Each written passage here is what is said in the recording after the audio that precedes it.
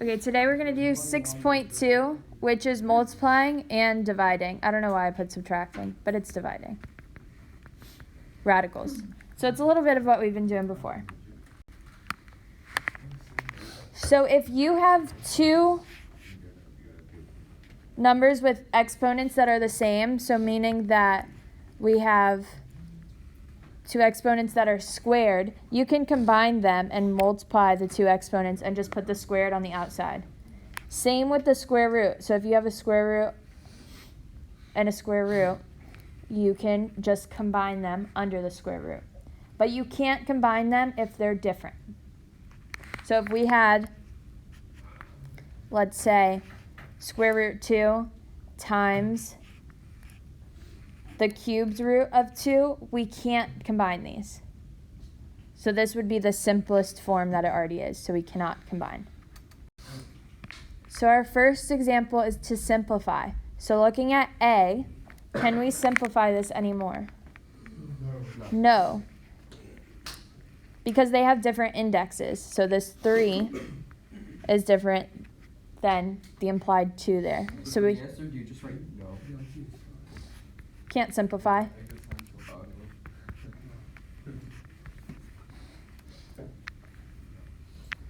What about this one? Can we simplify it?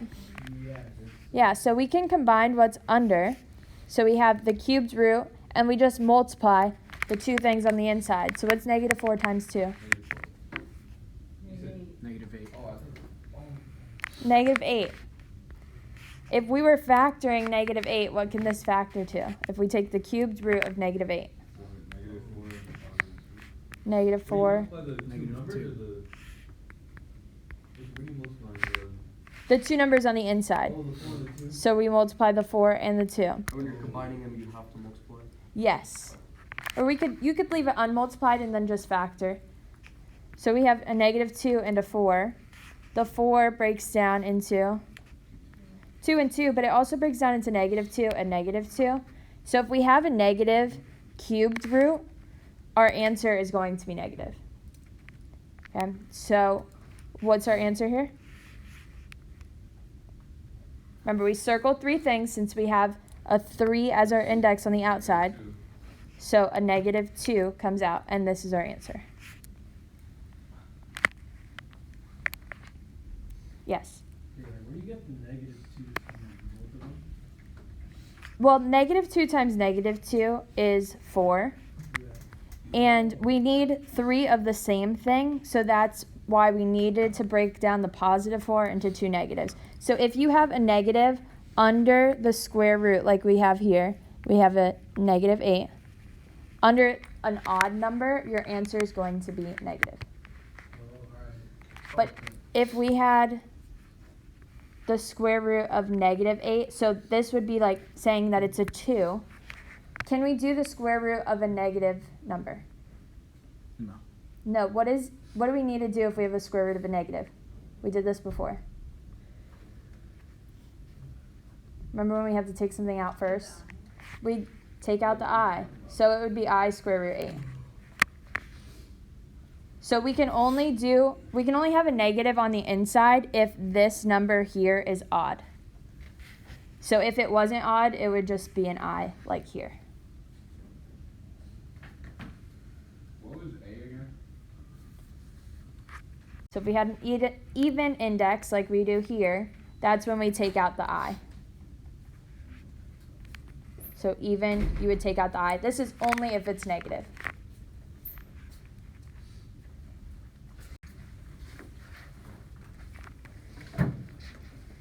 Okay, so multiplying, we just multiply the numbers together and keep it under the square root.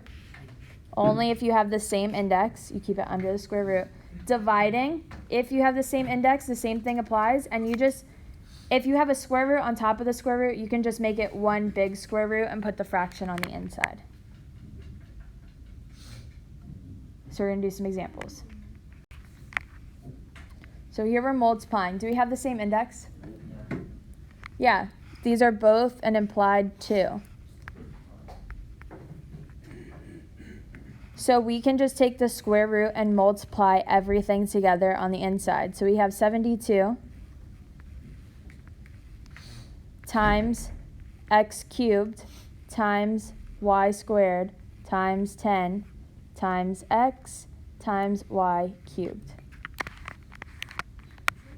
Well, can we like, simplify it? Yes, we can simplify. So let's combine all the numbers together under one square root. So what are the numbers that we have here? 72 and 10. 72 and 10. So we're going to have one square root that has 72 times 10. And we're going to multiply that by, let's have one with all of our x's, and then we can have one with all of our y's. So we have x cubed times x, and we have y squared times y cubed.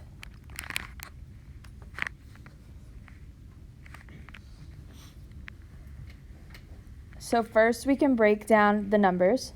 So 72 breaks down into what? 9 and 8, and 10 breaks down into 2 and 5. 9 we can break down into 3 and 3.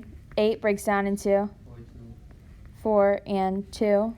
And then we have 2 times 5. And then anything else we can break down in here? The 4. So we have 3 times 3 times 2 times 2 times 2 times 2 times 5. So how many numbers are we going to circle here? 2. So what are we going to circle? The 3 and the 2 twos. So we circle the 3, and then we circle the 2 and the 2's. So what's going to come out? The 3 and 2 twos. A 3, a 2, and a 2. What stays on the inside? The 5. So now we move on to the x's. How many x's do we have under here? You don't simplify it? Like the 3 and 2 twos? We will. We'll get there. There's 4. There's 4. So we have x times x times x times x. So what are we going to circle here?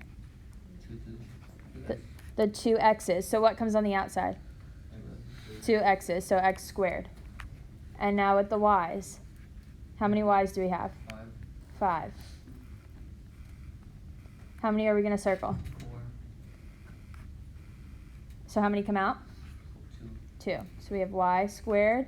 And what stays on the inside? 1. Just 1 y. Because we circle all the pairs of 2's that we have. So now we're going to multiply everything that we took out. So what's 3 times 2 times 2? 12. And then what else did we take out? That's a whole number. That's outside of the square root. 5. Outside the square root. What else did we pull out of this? X 2. X squared. And what else? Y squared. Y squared. So everything that we took out comes to the outside, and everything that stayed in stays on the inside. So what stayed under the square root? The 5 and the Y. The 5 and the y. So this here is our final answer. So it's like what we were doing before, but just longer. It's just more work. And this one especially was a long one. Something like that was on the quiz. Yep.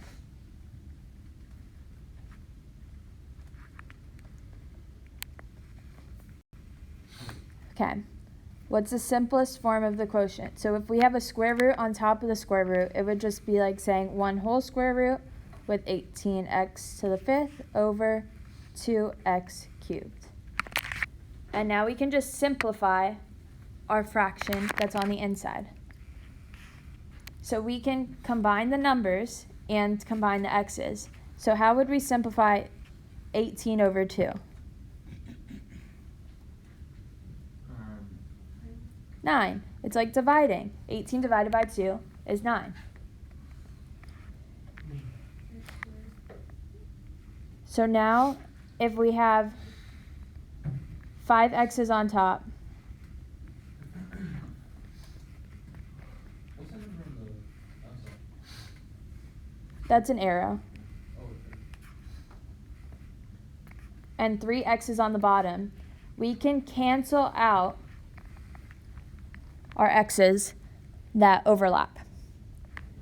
So we're canceling out the 3 on top with 3 on the bottom. So how many are we left with on top? 2.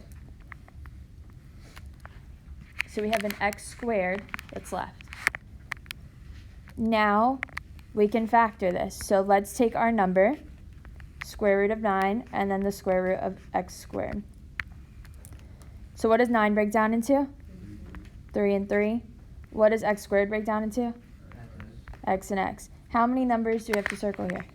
2. What are we going to circle? The 3 and the x. So what's our final answer? 3x. If you guys don't want to break it down here, you don't have to. You can just multiply all the 3's, multiply all the x's, and then just circle your pairs. But it's just one way to look at it. If you have like large numbers, it helps to break it, split it apart. So our final answer here is 3x.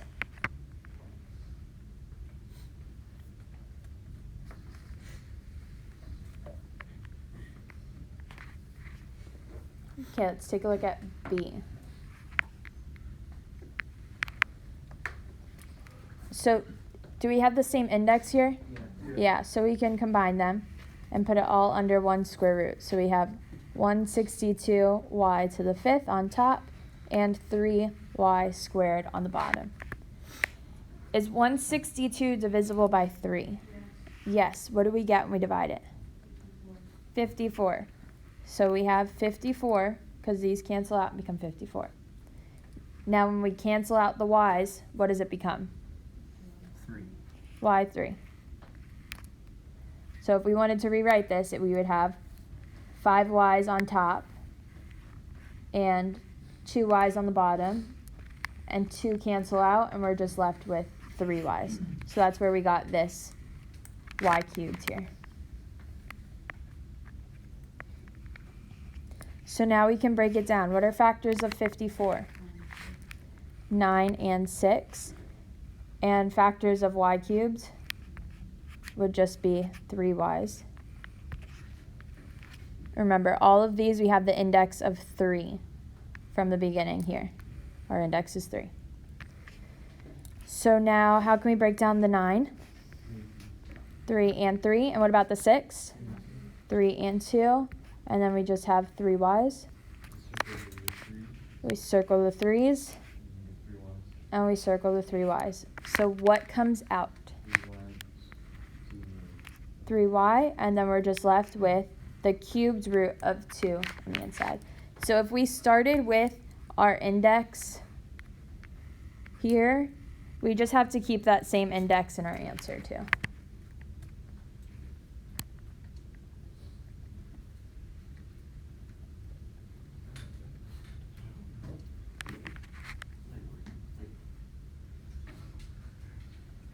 Okay, ready for the next one?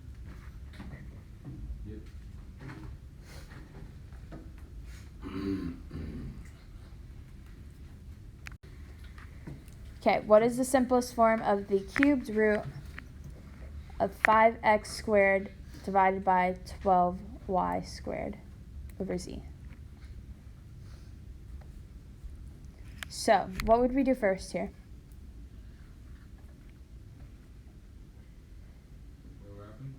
How would we simplify this?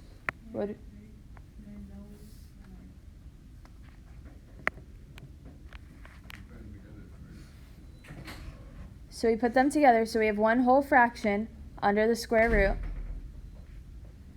And then we can combine the numbers. Can we divide 5 by 12? Nope, so that's already simplest. Do we have any of the same variables on top of each other? No. So can we simplify this? Nope, so it's in the simplest form.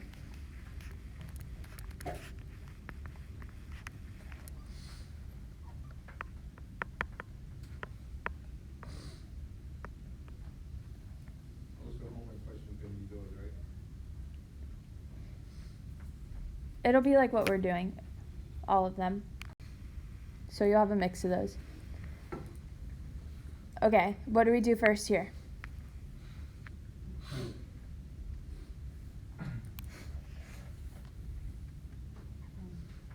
Combine them, so we put them all under one big square root. So we just rewrite what we have on the top and rewrite what we have on the bottom. Now what can we simplify? Let's start with the numbers. How do we simplify 20 over 45? Regalado, what'd you say? By 5. We can divide both of them by 5. So when we divide 20 by 5, we are left with 4. And 45 by 5, 9. Now let's move on to the A's. How would this be simplified?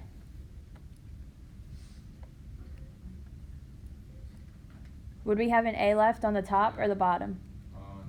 On the bottom. And it cancels out with the A on top, so we don't have anything else on top. And then what about the B's? The bottom will have B squared. So this is how we simplify it. Now, we can take the square root of what's on top and the square root on what's on the bottom and treat it as two different problems. So, what's the square root of 4? 2 and 2, which becomes 2.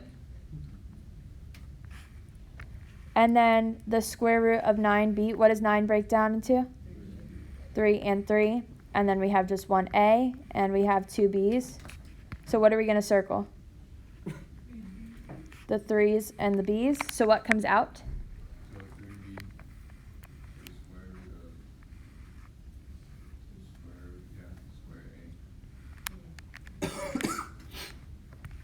So this is our final answer.